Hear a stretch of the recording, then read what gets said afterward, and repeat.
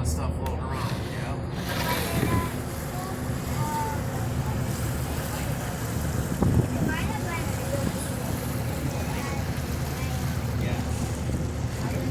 Yeah. All right, gang, we're coming up on the Grand Island East Channel Lighthouse. We'll give you a nice photo op here. If you're on the wrong side for a good picture, don't worry. We'll make a second quick pass at it on our way back. You'll notice some private summer cottages in here. There's about 10 acres of private land on this side of the island, but there's no electricity or high-speed internet, so we don't see people here ever.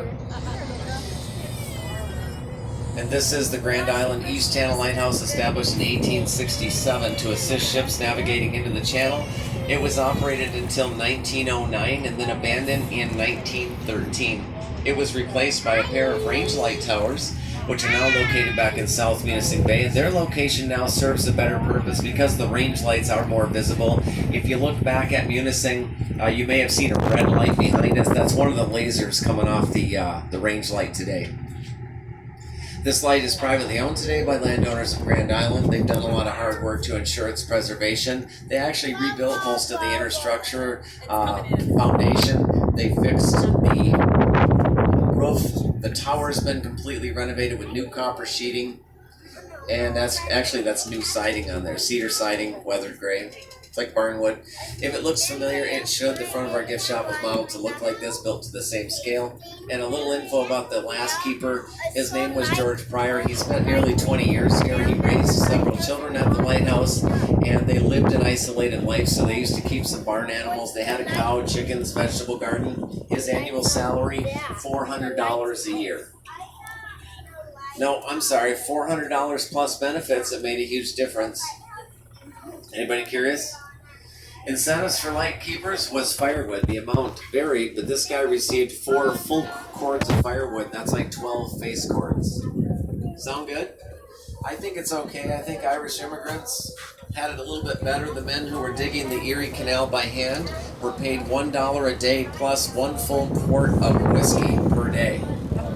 Now we're talking. And now we're going to round a little sandbar here. We'll take you in close to the shoreline so we can show you some sandstone cliffs. The cliffs we're going to see resemble the ones you'd find out along the Pictured Rocks coastline, except they're only a quarter the size at their highest. Now, if you're wondering, the Pictured Rocks National Lakeshore begins over on the mainland off to our right.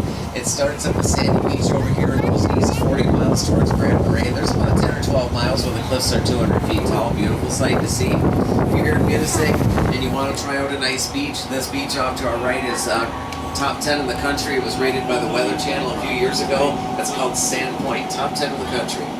So you might be wondering, if it's top 10, can we swim there? Well, the answer is yes. Today, lake temperatures are around 65, 66 degrees, but we do see 70 up to 75 degree water temps. Our season is pretty short. It usually starts about July 30th and ends August 1st. So we're right there right now. Ann and I swam in it back in June. We were out working on buoys. It was an 85 degree day, so we hopped in. We walked on water to get back out. So we were swimming in it in June, but we did have some help. We had one of our friends with us that day, Captain Morgan. You ever hang out with him? We may have been influenced by Presley Anheuser as well.